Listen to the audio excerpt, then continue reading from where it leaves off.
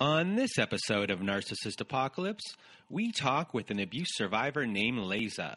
And Layza was in a 30-year abusive marriage to a raging narcissist. And to make matters even worse, one of her adult children has become just as abusive toward her in the aftermath. It's a story about young love, feeling trapped, parental alienation, and getting in touch with your spirituality to help you heal.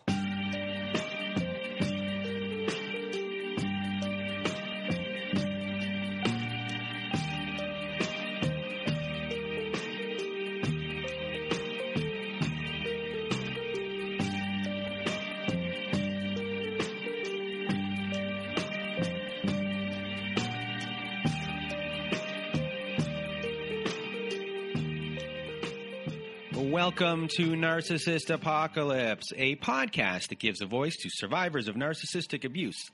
I am Brandon Chadwick, but my friends call me Chad, and thanks for tuning in to this episode. So what is a narcissist, you may ask? Well, for the purposes of this podcast, we refer to a narcissist as anyone who has displayed a pattern of behavior that shows a limited capacity to appreciate others' perspectives. It is that simple. And now, before we get into our episode with Layza, I just wanted to thank everyone in the Narcissist Apocalypse community for listening to the show and sharing your thoughts by email, Instagram, Twitter, and Facebook. A big shout out to all of our friends in our Narcissist Apocalypse Facebook support group for just being a great group of people. Also, a reminder, if you haven't left us a review, please do leave us a review on whatever podcast service you use, Spotify, Apple, Google, Stitcher, CastBox, etc., etc. Leaving us a 5-star review helps the show out when it comes to rankings. Now, if you want to be part of our show, please go to our website at narcissistapocalypse.com. Go to the guest form button, press it, fill out the form, and we will go from there. However, the quickest way to be part of our show is to also go to our website at narcissistapocalypse.com, and it's for our Read a Letter to Your Narcissist compilation episode. While there's a button that says Send Voicemail. You can record up to 5 minutes. Read your letter through that voicemail, or if you don't want to read your letter yourself, send me your letter at narcissistapocalypse@gmail.com. Myself or my old pal Melissa will read it on that episode. Also, our new podcast, Narcissist Apocalypse Q&A, is now available for your listening pleasure. Yes, that is right. 3 episodes have been released so far. A 4th is on the way this week. Last week, we interviewed Claudia, Sinai, Mosias, and we discussed the narcissist authentic self versus the false self. It was a great episode. We deep dove into my own insecurities. I was a guinea pig for the episode. It was a great episode. So thank you for Claudia for being part of it. She is also part of our therapist directory at abusetherapy.org. Yes, that is right, abusetherapy.org. If you are looking for a coach or a therapist, go to abusetherapy.org and find a therapist or a coach there. And if you do so, it helps support the show by using the therapists and the coaches that are on there. If you need help with your narcissistic abuse recovery, your healing process, please go to abusetherapy.org. Last thing, you know what else supports the show? We have a Patreon. That is right. We have a Patreon now, everyone. Behind-the-scenes stuff on the show. Episodes that have never made it to air for various reasons. Usually because they're too short to be on the main podcast. Also, we're going to have interviews up there with former guests. We're going to do some catch-up episodes. We might even do some movie watch-along episodes. More special type of episodes are going to be on there for people that join our Patreon and support the show. You can find that at patreon.com/narcissistapocalypse. That is patreon.com/narcissistapocalypse. Go there, sign up, support the show. Extra content for everyone who can't get enough of what we already have. Because I know there are a bunch of you out there that have asked, have said, I'd listen to a show every day if I could. So here we're going to have the ones that don't make it to air and some extra stuff, some follow-up stuff. I'm now just repeating myself because I'm rambling, and I should just get out of my own way. That's right, everyone. I'm going to do that right now. Here is my conversation with Layza. Welcome, everyone, to today's episode. With me today, I have Layza. Thank you for being with us today. Thank you. And you were in a 30-year abusive marriage to someone with narcissistic personality disorder.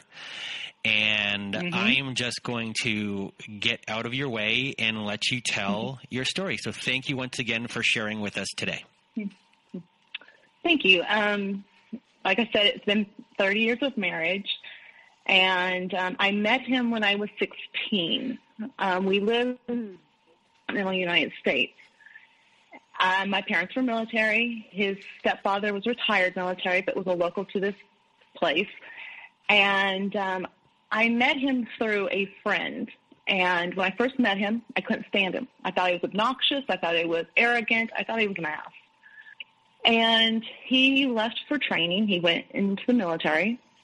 And he came back, and he and I started dating. And but at first it was just casual dating. He just come to pick up me from work. Very sweet, very kind. Did small things for me that I thought were just so great. Being young, he's only a couple of years older than me, but he was in college, and I was still in high school.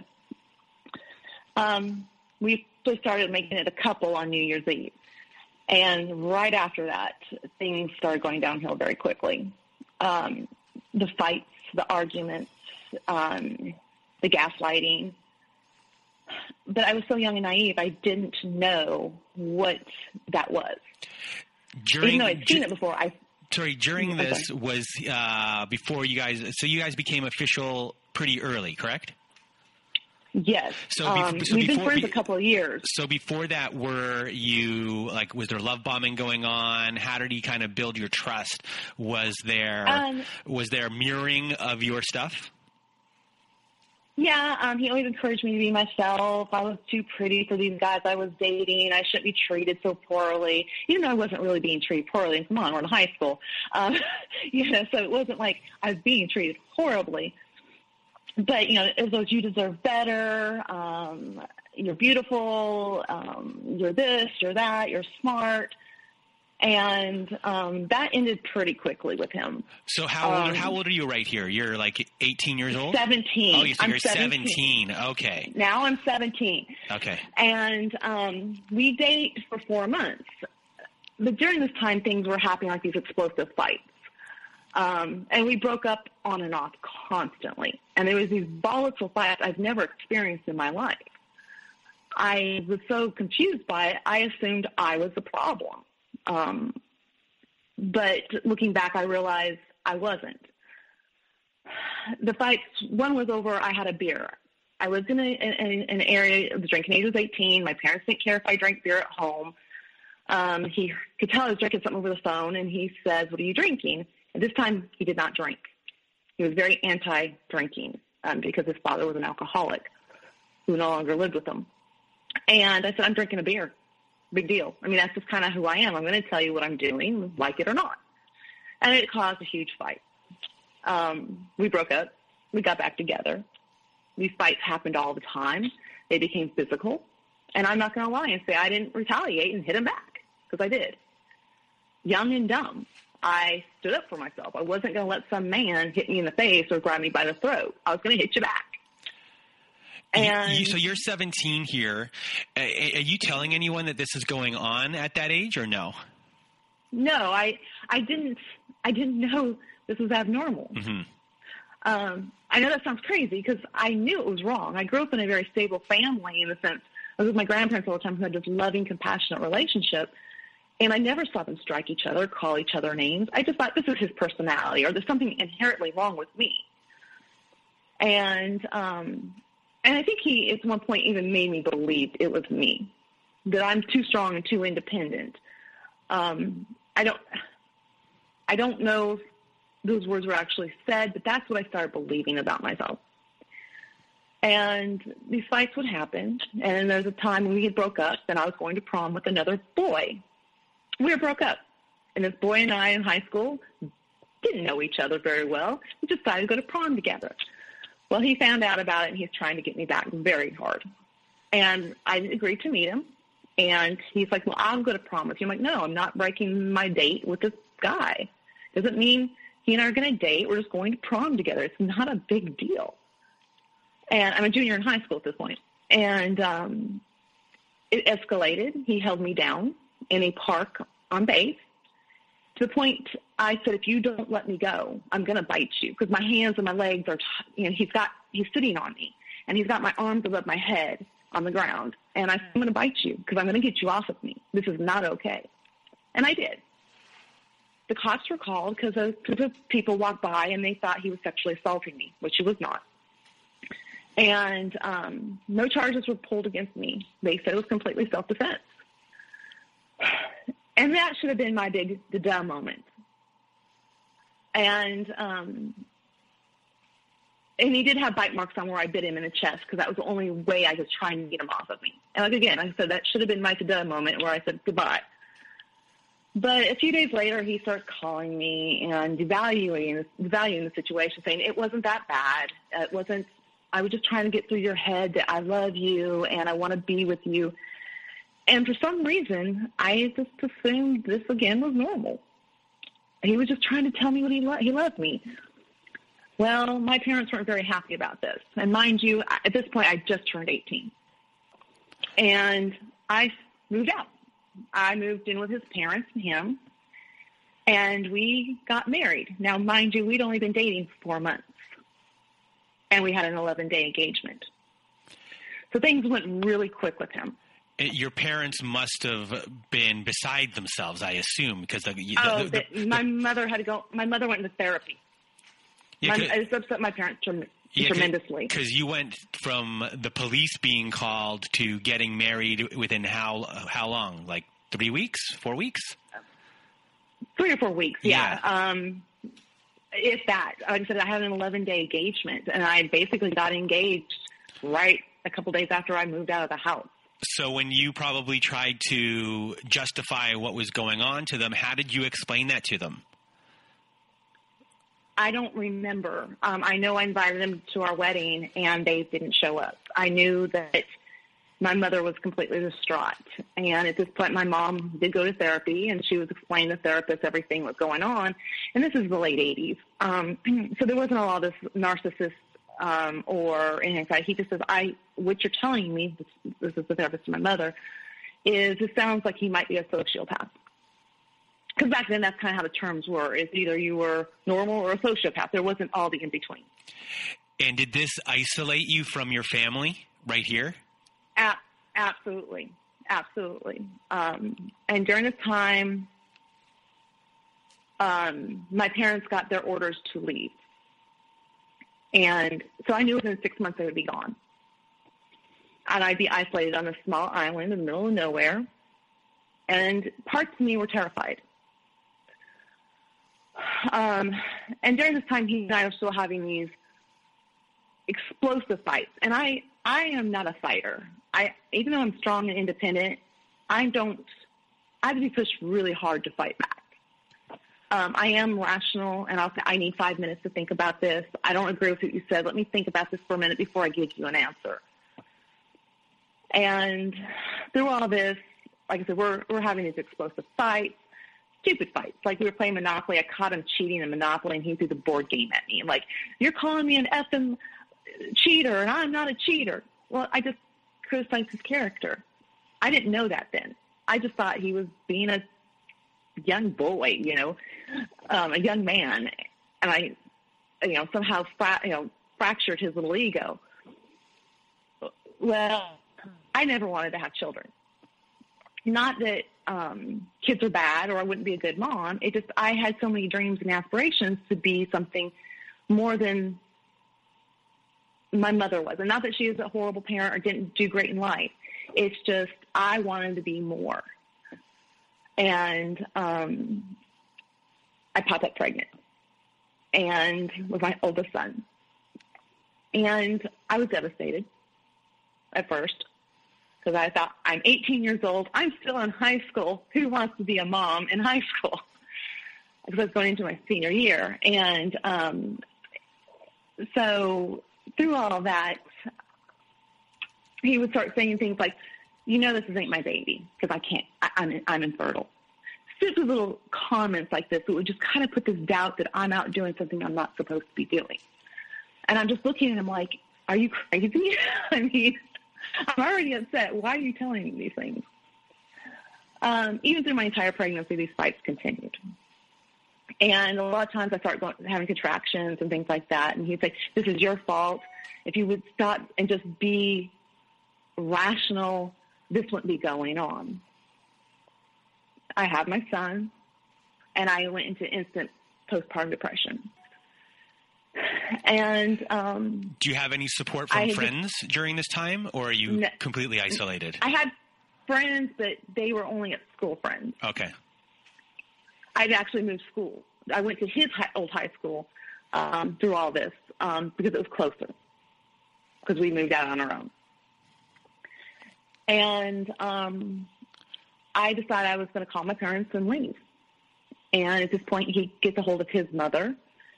And, it's a big fight. She's a lot like him. And she says, you're not taking that baby over my dead body. Well, now I'm very isolated because I'm not abandoning my child. And I finally get to the point where I need to leave this location. I need to come back to the States because I needed more support. And things got better for a while. And I thought, well, things are good. He's finally seeing the light. I'm not crazy. He was going through a bad moment, whatever. And within a year, I'm pregnant again with my second son. But during this time, we do move back to the States. And things had calmed down a bit. There's still the names calling me a fucking bitch, a whore, things like that. We still had these fights where I was like, where did this come from? And, he'd throw things across the room and then tell me he's not going to clean it up as soon as we were having guests or whatever. But his schedule, he was in school. His schedule, he went to school at night and he slept during the day. So I didn't really have to deal with him too much. And I have my second son. Things are still not horrible, but not good. There's still the gaslighting, the arguments, telling me that I'm the crazy one.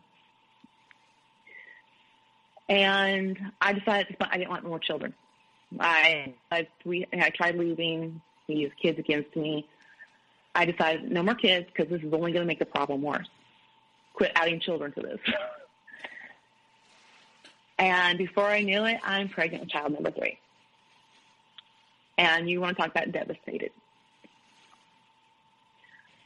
So I had a lot of complications in my third pregnancy. I think 3 kids in 3 years takes a toll on a woman's body, even though that's what we're designed for. But and being young, because I had a baby at 19, 20, and then I was 21 when I had my third. And I was on bed rest, and there was still the fights. And they called a family member over from overseas to come and take care of me because I couldn't take care of my 2 children while he was at work. And like I said, these fights are still going on. They get explosive. At the end of this pregnancy, in my 8th month, or 7.5 months, we get into an argument. And he looked at me and says, you're just a leeching whore. All women are leeching whores.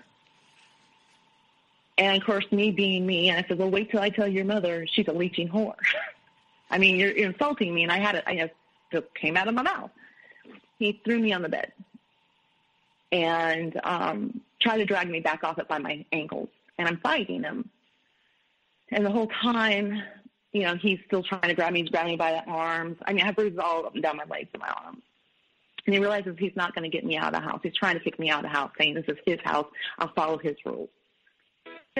He jumps on me, and he's straddling me. So he's sitting on my belly, and he has my arm down first, and he's in my face, and he lets my arms go, and he puts his hands around my throat. And at this time, he's held my throat for quite a while, and I can't breathe. And I start going limp. At that point, he let go. Well, I'm up all night now because I'm now in labor again because I've been in labor for 4 months on and off. And I'm trying to take the medication to stop the labor. And he goes on the bed like nothing ever happened. And it's my fault. If I hadn't said what I'd said, he wouldn't have had to do that to me. But the next morning, he gets up and goes to work, and he says, don't you dare call me and tell me you're in labor. I don't care if you're hemorrhaging to death. And I'm thinking, what a thing to say to a woman who's carrying your child. Well, of course, I am in labor, and it doesn't stop, and I end up having my son, and he was born with a rare birth defect, because I thought as soon as this baby's born, I'm out of here. Well, I couldn't leave. My son's in the NICU. He's fighting for his life, and is rushed into emergency surgery and all that. So we're dealing with all this. My son does recover from it, comes home. He's only home for a few weeks and is rushed back into emergency surgery, and he nearly dies because he had a bowel obstruction that actually caused him to have sepsis. So he's, fever and throwing up bile, and it was a nightmare. And my ex looks at me and says, "That kid ain't mine." And I said, "Why would you say that?" He says, "He ain't mine. He don't look like the others." Now, my ex and I look very different. I'm dark-haired, dark-eyed. He's blonde and blue-eyed. This particular child was born with dark, black, curly hair like I was when I was born. I'm like, there's two parents. Just because the other two were born blonde doesn't mean this isn't your kid. I mean, come on, I have some genetics here. So I said, that's fine. You can think that. Let's go ahead and do a DNA test. In being military, I knew that I'd get child support no matter what. And I said, but when we do the DNA test and it comes back, I will be leaving regardless of what the test says. I'm not going to be treated this way. He refused it. And then later he started accusing me, because I was in the hospital all the time with my son, that I was having affairs with the doctors. Come on, I'm a 21-year-old woman with 3 kids. Come on. It was ludicrous. So you're 21 years old right now, correct? I'm 21. So you're 21. Yes. Well, not right now, but at the time you're yes. 21, and you have 3 children. Yes. In your mind right here, you're trying to get out of this life, and there's a lot of people out there who are probably listening who struggle with getting out of these types of relationships, and you struggled for another 27 years to do that. So, how many times, I don't know if I'm going too much forward in your story, but, how many times did you try to leave? And was this like a thing every month, like week? And did you try to go to the military for help at all, or am I just jumping too far ahead right now? I had at one point, we had a blow-up fight where he pushed, this is before my 3rd son was born, and I was holding my infant son, my middle one, in my arms, and he pushed me from one end of the house to the other, and I kicked him out.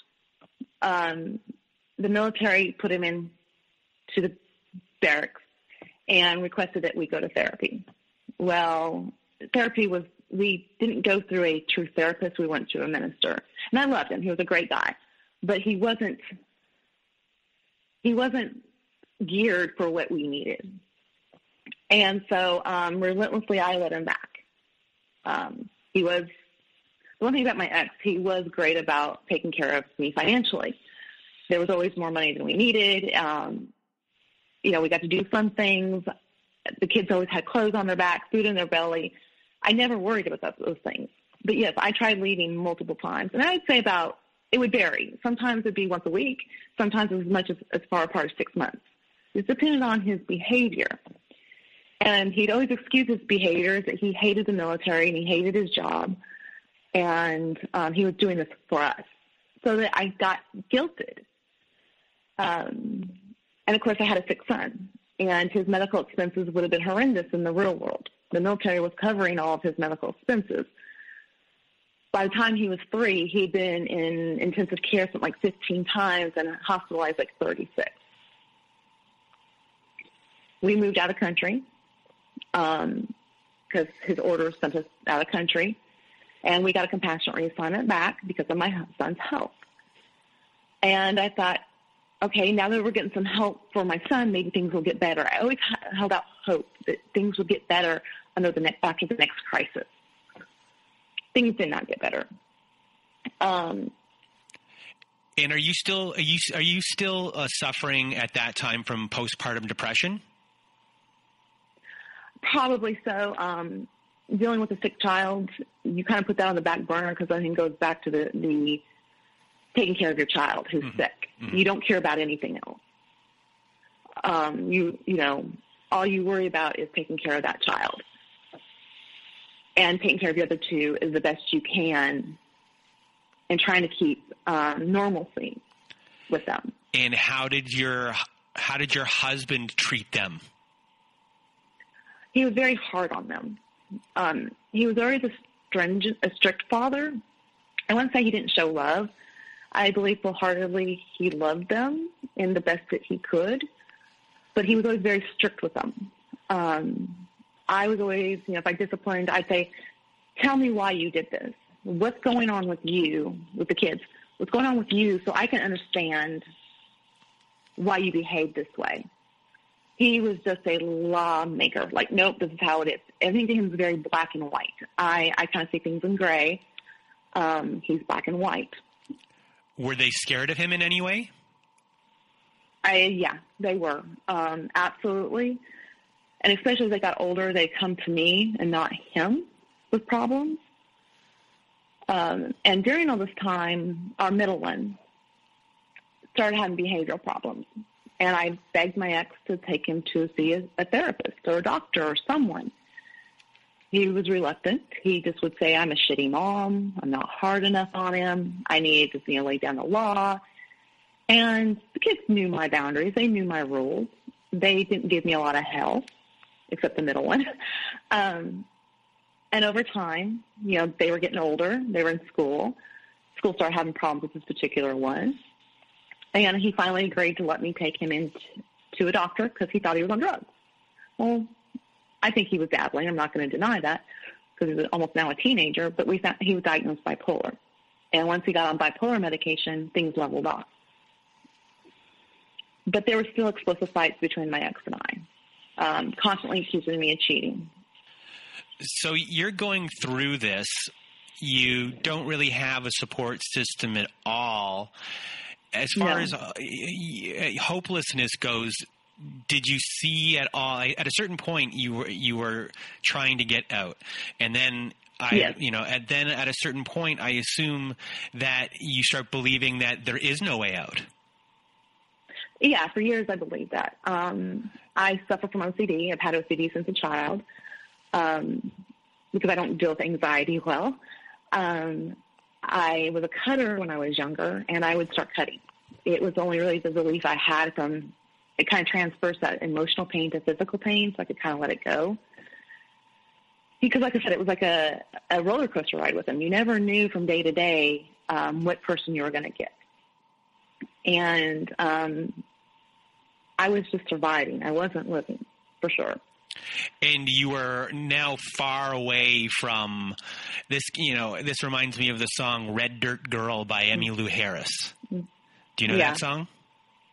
I've heard it. I don't know it well, but I've heard it. Yeah. And, you know, someone that had all these dreams, and then she married a guy, had, you know, a few children, and all of a sudden, you know, she never got out of Alabama, where she had all these plans to go everywhere she wanted to go.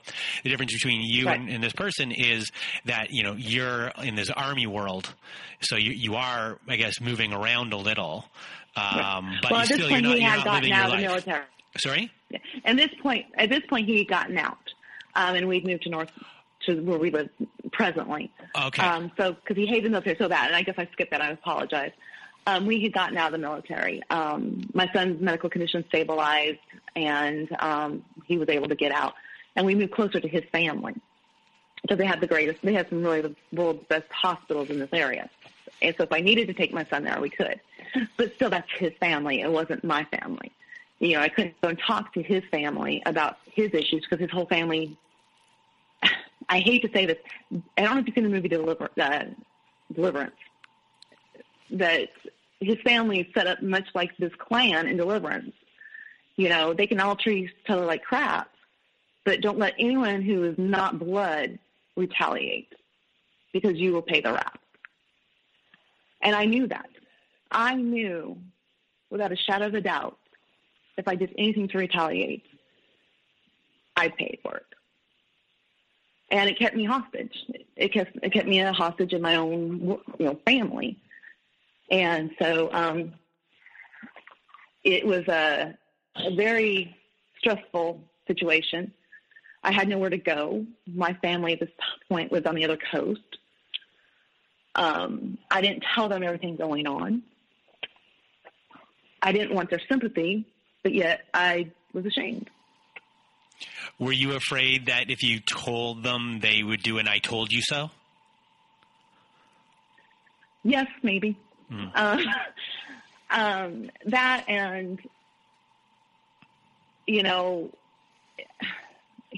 a lot of times he'll say, I'm leaving, I'm done. I can't do this anymore. This isn't healthy. This is toxic. He'd make excuses. And when he realized the excuses weren't working working any longer for me, he would tell me he would not pay me child support. He'd leave the country and go back home and quit his job. They couldn't get, blood from a turnip. And I think looking back, he held me hostage financially, to be honest. And I knew I had this millennial child that I didn't think I could take care of on my own, or so I was led to believe. But like I said, we kind of went through good times and bad times. Went through the honeymoon periods, and things were great. And as the kids got older, things were a little bit better because the kids weren't as much of a stress. Money was a little better. We were both working now. I opened my own business. He was working a stable job that he seemed to enjoy. So as far as opening your own business, is that something that was encouraged, or something you said to yourself, I need to do this once I am able to, I don't have to stay home with the children as much anymore. I need to start creating a life for myself outside the home?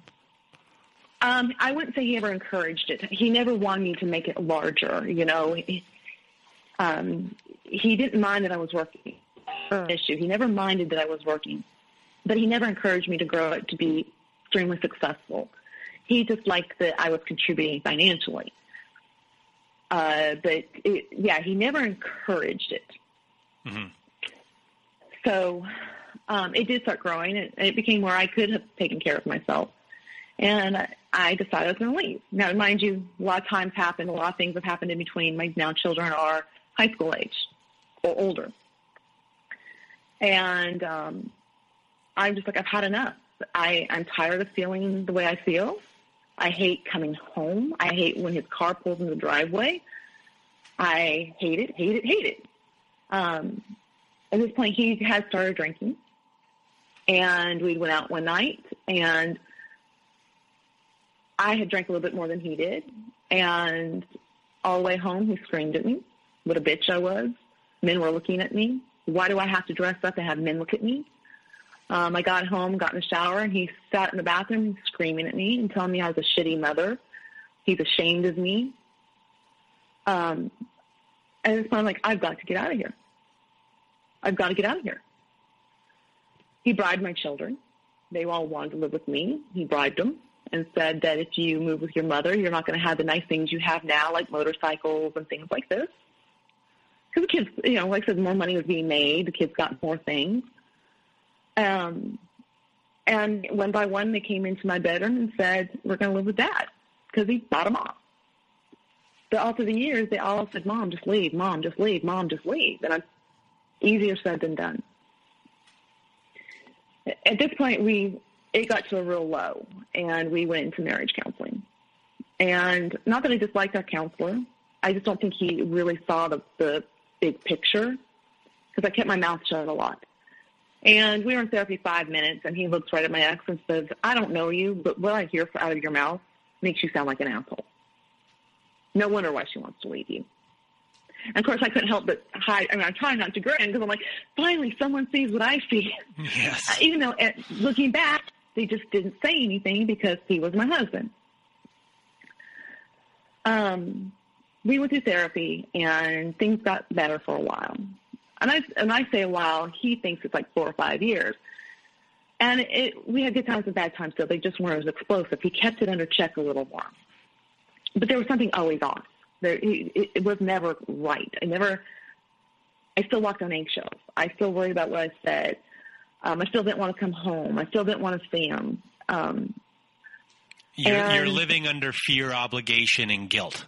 Every emotion, everything you're doing, everything you say, everything you do, it is, you're being controlled in some way. Even if he's not saying anything, you're self-controlling. Absolutely. I got to be a master of going out in public and putting on a smile and hiding tears and puffy eyes and just saying things are great. We're a great family. We're great. And the whole time I'm thinking, I think I hate him. And I don't hate anybody. So hate's a very strong word for me. But what I started feeling for him was total disgust. And then I started thinking, am I disgusted in him or am I disgusted in myself? Probably both. And I'm kind of rushing through some of this to get to the present, because the present probably is the most impacting. So like I said, we went through marriage counseling, things got better, and things started kind of falling apart again. And we go into a concert. We did a lot of things together. As long as I could keep him out in public, things were good. He wasn't going to show his real self in front of everybody. Let me back up for a minute, because this is important, I guess. He didn't just have this behavior with me. He did it within his own family. He had a falling out with one of his brothers, and who lived local. And he shows up at his house one evening, and they get into a verbal argument. And my ex looks at his brother and says, "Do you want to die tonight, motherfucker?" Well, my brother-in-law goes into his house and calls his son-in-law, who is a deputy sheriff. Well, I didn't know any of this was happening. None of it. Because I wasn't there. I was at home. And one of our sons gets called, and he shows up at the house like, "Where's Dad?" I'm like, "I don't know. He was supposed to be home a while ago. I don't know. It's probably out the guide. I don't know." It was just something he was allowed to do, but I wasn't. He could go out with the guys, but I couldn't go out with the girls. And finally, my son tells me, "Well, my uncle just called and said this has happened." I'm like, "What? What?" Because they want to know where the guns are. We own firearms. So I go looking for them. They're all in the home. I'm like, okay, everything's fine. He didn't have a gun. Okay, great.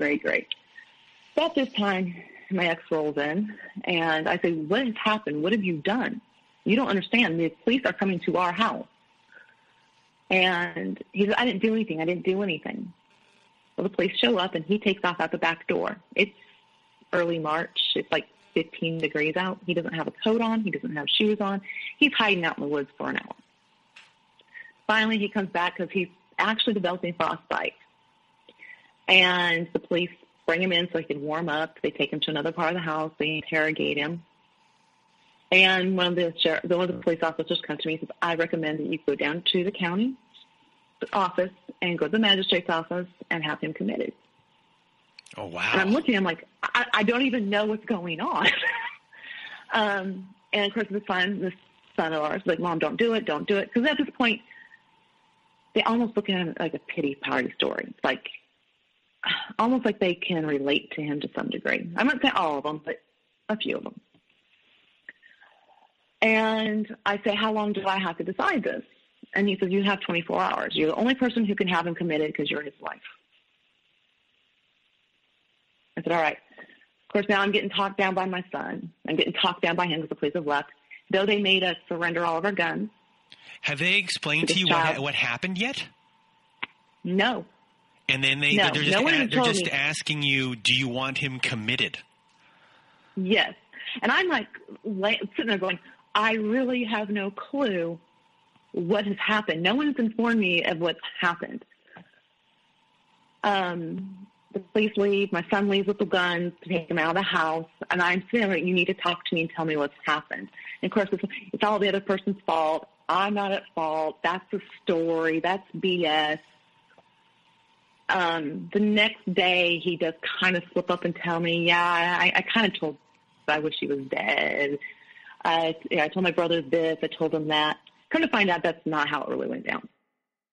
And of course, I'm sitting there kind of like blindsided going, what? This is insanity. Who gets the police called on you for, what is going on? But so his behavior did slip with other people in the family, is my point. And we were in the car coming back from this concert, and I said, hey, and I had a few beers in me. We both at this point had been we're drinking again. I won't say excessively, but I was at a concert, had a few beers. Taco Bell had these really great fries out. Everyone talked about that I had never tried. And I said, hey, going through this Taco Bell drive-thru on the way back so I can try these fries. And that was a fight. And he slams on the brakes, and we're in a very bad neighborhood where there's a lot of drug activity, prostitution. It's a bad neighborhood. He slams on the brakes, and he says, shut the fuck up or get the fuck out of my car. Well, at this point, I'm like, your behavior's starting to slip, and I am not going back to this. So I get out of the car. Not a wise decision, but I thought I'm going to take my chances out here than in the car. And I start walking down the road, and he's now circling around 100 times and begging me to get back in the car. I'm like, no. I'm not going to be treated this way over stupid fries. Really? This is ridiculous. And he kept on and kept on. Well, he comes around again, and he says, if you don't get in this car, I'm going to kill myself. I've heard now through the years this multiple times. Snap. And I said, you go do you. Do whatever you got to. Quit using this as a vice for me. You thinking that you're going to get your way by threatening your life. Did you used to fall for something like that, and then all of a sudden, yes. Over time, you're like, yes. He's never going to do it? Yes. And see, he knew at this point, suicide runs I won't say rampant in my family, but I have 3 family members who have committed suicide. One was a grandmother, my father's mother, my half-sister, who is my father's other daughter, and I've had an uncle. I don't do well with this threat. To me, it's BS. It's a childish act of threatening it when you're not getting your way. It's a little boy or child having a temper tantrum, and I'm going to hold my breath. And maybe that's not a healthy way of looking at it, but that's just kind of how I've gotten with it when people threaten to me, because I have lost people to suicide, and it's a horrendous emotional roller coaster with that. So for me, the threat, it just pushes me into kind of a hypervigilant. You don't get pity from me, I guess, is my point. Mm-hmm. I did get back in the car. We went back to my son's house. By the way, my son was with me, and his wife. And we go back there, and I don't even know how to even, handle the situation. I think I felt like I was in an insane asylum at this point. Later the next morning, we go back home, and, of course, he wants to fight about it, and he doesn't want to fight about what he has said or done. It was me not responding to him the way he thought I should respond. It was everything I had said after he pushed and pushed and pushed. And, of course, me being me, I apologized to just put a Band-Aid over it. And things were okay for a while, for a short while. Well, we met up with a friend of mine for dinner and drinks, and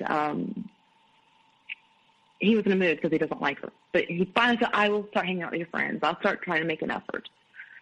We met her and her boyfriend for dinner, and you could tell right away he had an attitude. And as the night progressed, he started drinking more and more. And it got to the point where he grabbed me by the face, very hard. And I pulled away. And believe it or not, even then, I didn't think this was odd behavior because it became a normalcy. And my friend saw it, and she jumped up, and he grabbed my face again, and she got between us. And she was face to face. I'm not going to touch her like this. This is not okay. At this point, her boyfriend takes him outside, and he is now threatening to kill me. He's going to kill me. I'm a whore. I must be fucking someone because, I always wear the makeup. I always do my hair. I always this. I always that. I didn't know this conversation had happened. I didn't know what happened outside. Well, the next day, or 2 days later, because my friend waited for me to go to work, and she called me. I want you to know what was said. And I was like, okay. And she told me what was said outside because her boyfriend had told her. And I thought, this is it. I'm done. I'm absolutely done. He's going to kill me. He's threatened me too many times that he actually might kill me. I was so devalued to this point. And this is, I guess, where it gets really sensitive. And this is still really hard for me. I took the gun out of the drawer. Actually, I was moving it. We'd put it away in a different drawer because we had family guests there and stuff. We didn't want the gun in an easy access area.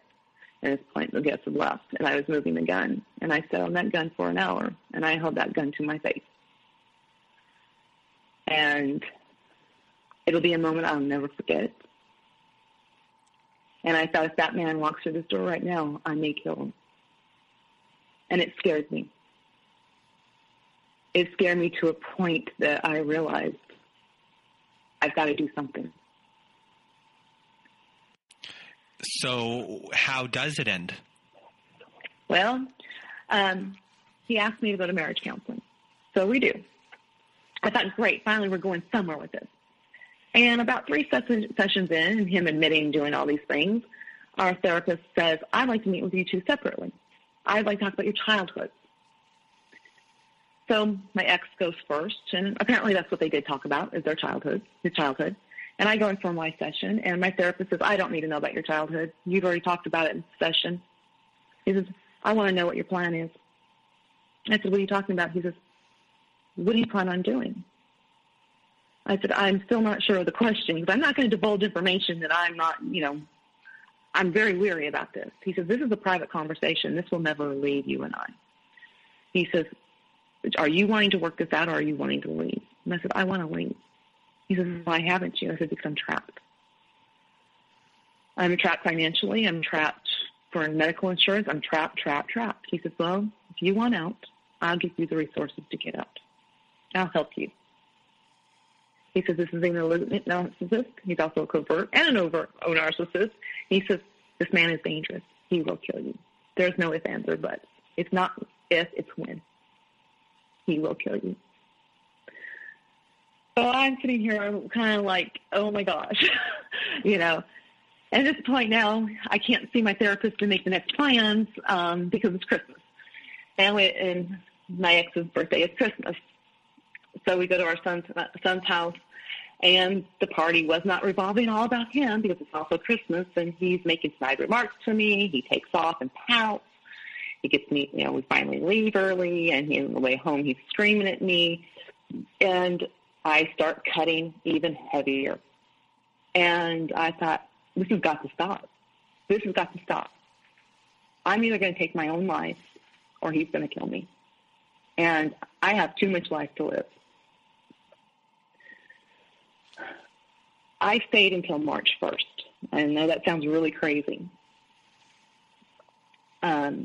Maybe part of me kept holding that hope that as I continued going to therapy, the light would go on. But every time we got into therapy, it became more insane.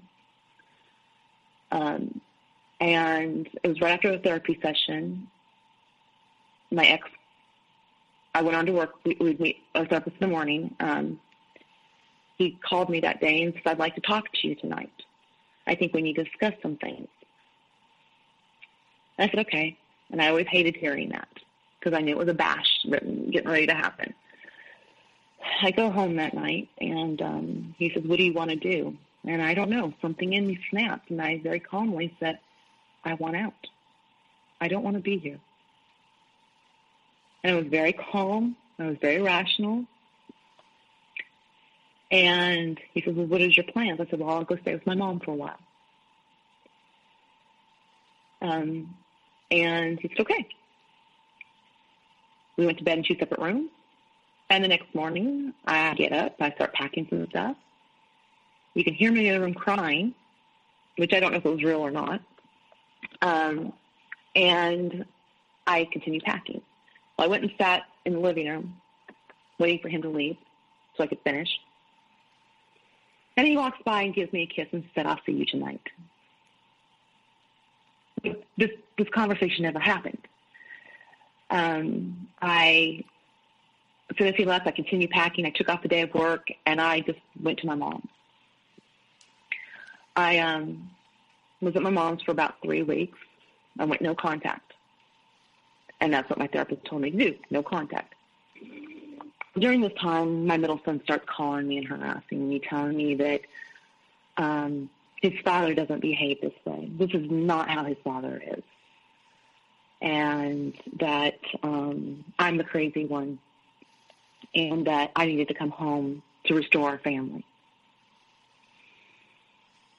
And I got these calls constantly from either my ex or from him at this point.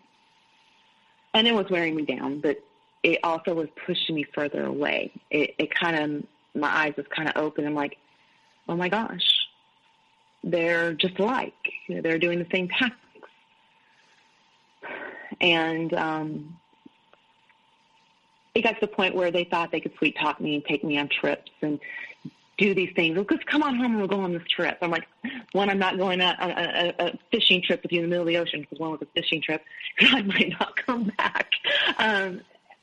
These fears were real. I mean, I didn't trust either one of them. And it got to the point where my middle son started becoming as abusive, if not more abusive, than his father towards me. He would show up at my job sites where I had employees and harass them. He'd call me on the phone and call me a fucking cunt and a fucking whore. He had proof I had affairs, which there was no proof. I'm like, bring all the proof you want. I don't care. And I even said to him, I said, if this is the case, then you should be happy I'm gone. He would start stalking me on, like, Pinterest and things like this. I took down all my social media at this point. But I had Pinterest. And then he'd screenshot it and sent me, this is childish. And it was just silly things. And I'm like, why are you stalking me on Pinterest? Really? Come on.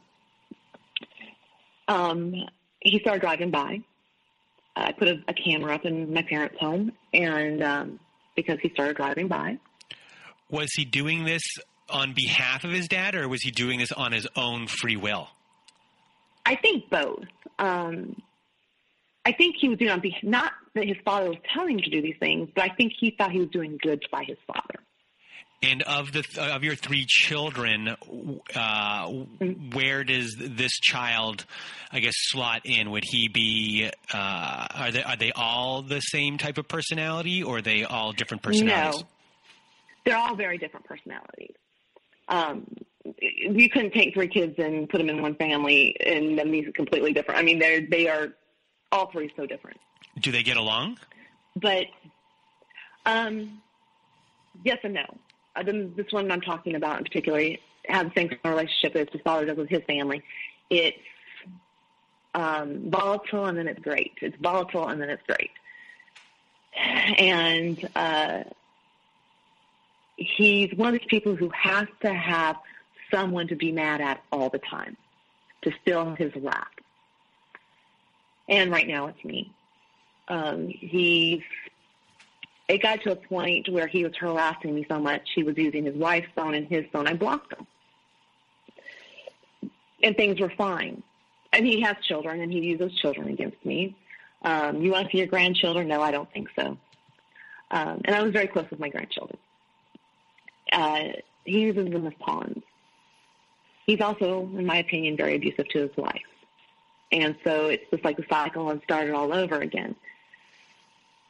But in this last November, after I blocked him, I hadn't talked to him in probably 3-4 months. He called me from a number that it was a recognizable number on my phone. Let me back up. And by this point, I've already separated from my ex. I've gotten an attorney.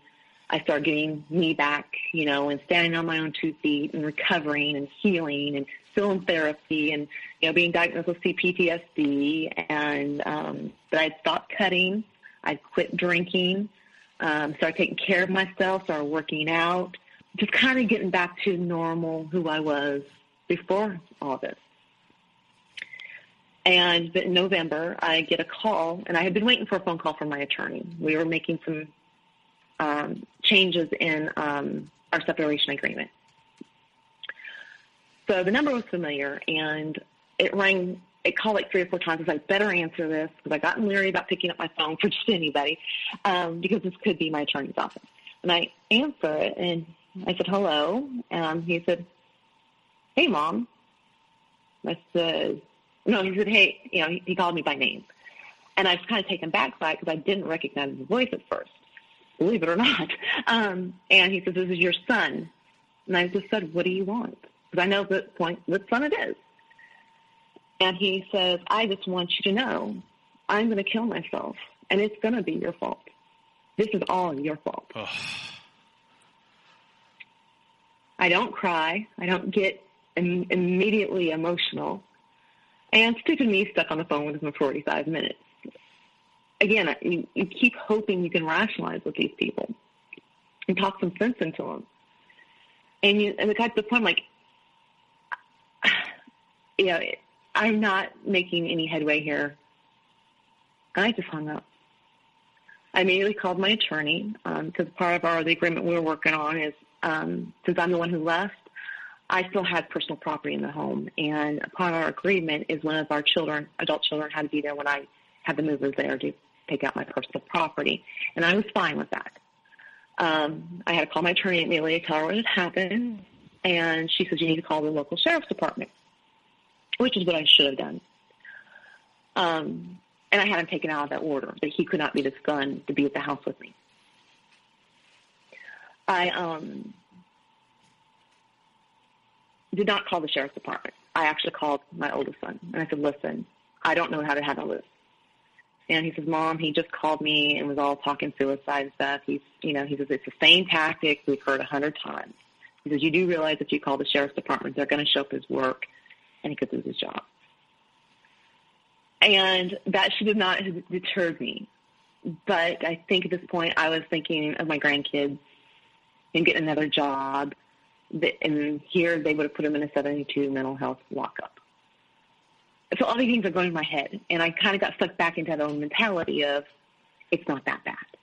This is my fault. Well, I then blocked that number. And New Year's Eve, and during all this, I have started dating. I know people think that's insane, but I have met someone who's going through a very similar situation I am, and we started as good friends, and now we are dating. But we had a wedding to go on New Year's Eve, and I wasn't feeling great. So by 7:30 on New Year's Eve, after coming back from this wedding, I'm asleep. Apparently, I had all these texts come through, and it's, hey, beautiful, are you mad at me? Are you ignoring me? Please answer me. And I have a lot of clients who text me, so I'm trying not to be rude. And I have someone who will say, hey, beautiful, or whatever. I just didn't, something still felt very odd about it. And I just said, who is this? And then this person said, this is so-and-so from the bar the other night. And I'm like, I don't go to bars anymore. So I was a little intrigued. I thought, I'm getting set up. And this person on the other end says, how are your grandchildren? And I said, hi, who is this again? And they said, oh, I must have the wrong number. I was like, I don't think so. Who is this?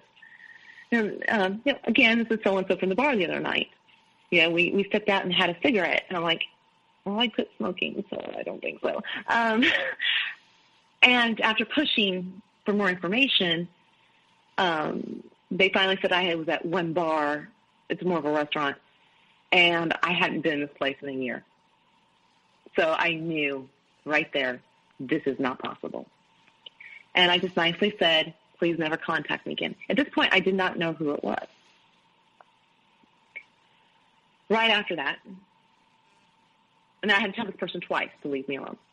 Right after that, he exposes who it is. It's my son. And he tells me, yeah, this is your son, you fucking loser.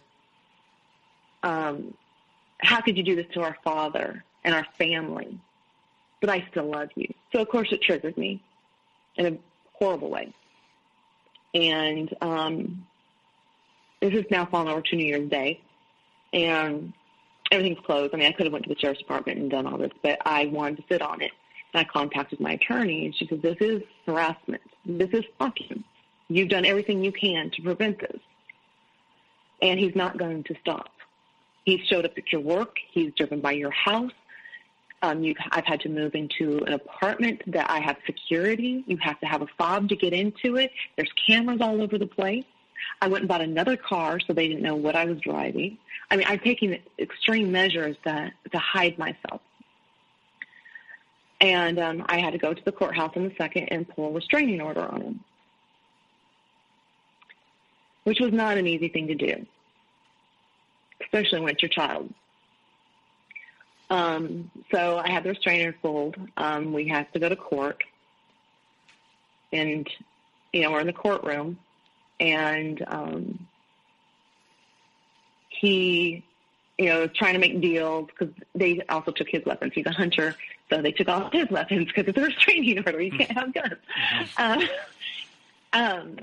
So, he's trying to make a deal that he'd leave me alone, but he'd take his, as long as he could have his guns. And I just looked at my attorney and said, no, he's done this to other people, and he's actually taking guns down to kill other people. Backed out of it. I don't know if it's, this is just really insane. No. So, of course, I have to get in there and testify on my behalf. He does not have an attorney. They gave him an opportunity to have an attorney. He thinks he's smarter than everyone in there. I'm producing all my evidence from the call, the text, witnesses in there who validate that he's shown up at job sites, that he's done all these things, he's driven by, and he drags my youngest son in. So now my youngest son has become, I wouldn't say a flying monkey like he has, but he's gotten enveloped in it. And I'll get to my youngest son, he's not harassing me, but he doesn't realize he's being manipulated to where the middle one is saying that, oh, I'm the victim, Mom did this to me, even though I had probably 20 things of evidence, and he had one, and the one piece of evidence he produced in court actually worked in my favor. My attorney jumped up in the middle of court and said, I want this in evidence, and it was the evidence he presented. But, even on the witness stand, I'm distraught, I'm upset, this is very upsetting. I'm breaking out in hives. My attorney has to stop the proceeding to show the judge I'm so upset I'm covered in hives. I'm having an asthma attack, and it was just unbelievable. But looking back, that is the response I had throughout the years. But being away from it for a long time, it becomes odd. And the judge read everything. I mean, the name calling. I mean, I had to go through everything. Calling me the cunt and the whore. I mean, everything from the beginning. And she grants me my restraining order. We get all the papers in and I leave before he can. And within days, my ex has started contacting me. And now he's trying to date me. He don't want to live together, but he wants to date me. And I'm like, this is just the most absurd thing. We are 3 weeks from our divorce, and now you want to start dating me. It isn't going to happen. I'm in the most healthy place of my life. Like I said, I don't drink. I won't say at all because that's not true. But the drinking has gotten down to a bare minimum. I've quit cutting myself. During all this, when the stress of it, I was losing hair, like gobs of hair. My hair is getting thicker. My business is succeeding. But it took a lot of therapy. And I think the one biggest thing that has brought me to where I am today is I'm not religious, but I am spiritual, and I started praying a lot. And I quit praying to fix them. I started praying to fix me, to let the anger go, to make me grow as a human being and not ever take the blinders off of me. So when I see this behavior, I know it's wrong. And I'm going to say within 12 hours, this big release just came off of me. And I started smiling again. People started noticing that I have a genuine smile on my face again. I'm at ease. I'm not as hypervigilant. Not saying that I can't be triggered, because I can. But it's been a long process, and I'm nowhere near where I need to be, but I am starting to see that light at the end of the tunnel. Did your therapist see a lot of codependent behaviors with what Yeah. was happening? And so what kind of things did your therapist have you work on? We've kind of done different things because I've had to go in there, not with just the codependency, but the OCD and the racing thoughts and all that. So we've kind of hit things in different directions. And I think the codependency was more on my part, and I saw it. And because I was going to therapy, I just realized this, and he just smiled and says, "There it is." But for me, the codependence was how I had to stop it. Was I had to just go no contact. I had to quit letting these people make me feel I had to be responsible for their feelings and their actions. I am not responsible for any of their feelings or their actions. And I had to learn not to let them get me to a point where I'm responding. Back up, reacting. I can respond, because it but sounds not like react. it's, especially with your son earlier, and Yes. you were reacting to something your ex was doing, and he uses that as proof to your children of kind of what is going on, which then makes them question who you are. And obviously one of your children, specifically the middle one, believes all of that. Oh, yeah. So are you divorced, officially divorced yet, or no? I will be officially divorced in 3 weeks. Okay, so I kind of I had no idea. Reining the reels of this, Yeah, I had no idea when we got on the phone that divorced. this is not officially happened. So, 30 years of marriage in 3 weeks is about to end, and yes. So, in one way, you won't have to deal with your husband in a strange way anymore because, yes, you do have children with him, but your middle child, you'll still have to. I mean, you have a grieving process to do. I mean, this is 30 years of your life. You have a brand new life, but there's still a child involved. Have you discussed with your therapist about how you grieve a child who is still alive but is lost in a way, and that there's a big possibility that you will never get that child back and it's nothing that you can do. It's nothing that was your fault in any way, but it's just, your child has the same issues as his dad, and there's nothing you can do about it. So how are you dealing mentally with that? That's actually been probably the hardest part of it, because with that, I don't just lose my son, I'm losing my grandchildren. I have to look at it as a sense, I will always love my son. He's my flesh and blood. I'm going to love him. And I don't, some people like, you must act like he's dead. No, I don't act like he's dead. I love him, but he's toxic to me. And I can continue to love him from afar. I don't have to have a relationship with him.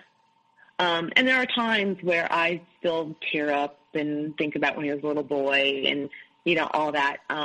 But I guess, though, you do kind of grieve like you've lost your son to death, because you do realize they're never going to change. And he looks at women like, I'm trying to find a good word. He's very misogynistic. He really looks down at women. And he looks at them like possessions. He looks at women like they're possessions. Yes, absolutely. Absolutely. Much like his father does. So his father says, I put you on a pedestal. I'm like, I don't want to be on a pedestal.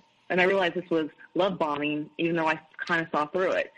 And my son does the same things. And I had to realize that my mental health isn't worth even my children sometimes. I know that's really hard to say, but they're adults.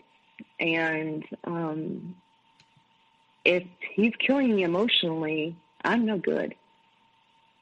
I'm not going to be a slave to him and be treated this way.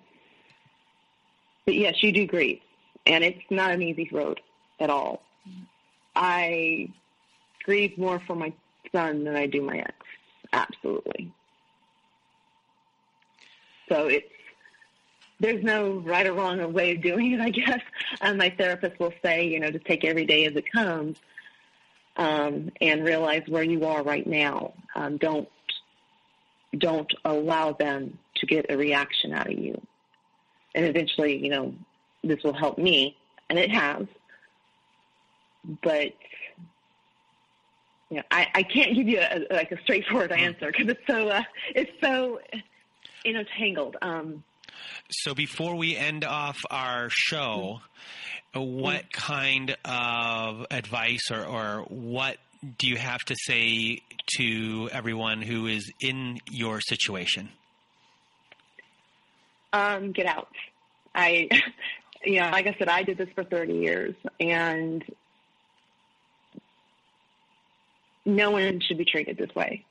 Men, women, children, anybody. And if given my circumstances, I stayed with this man and I allowed my children to see his behavior for years. And it's not healthy for your children. It's not healthy for you. And there's a good chance that these children could turn out to be just like your abuser. I have one. And you think, well, it's not going to affect me. Yes, it is. And there is part of a guilt there that I should have left years ago. But yeah, you have to take care of you first. If you are not the best person you can be and these people are bringing you down, it's okay to be a little selfish and take care of yourself. Because if you're not taking care of yourself, you can't take care of your family or raise your children to be healthy. Well, I just want to thank you, Layza, for being on the show today and sharing your story.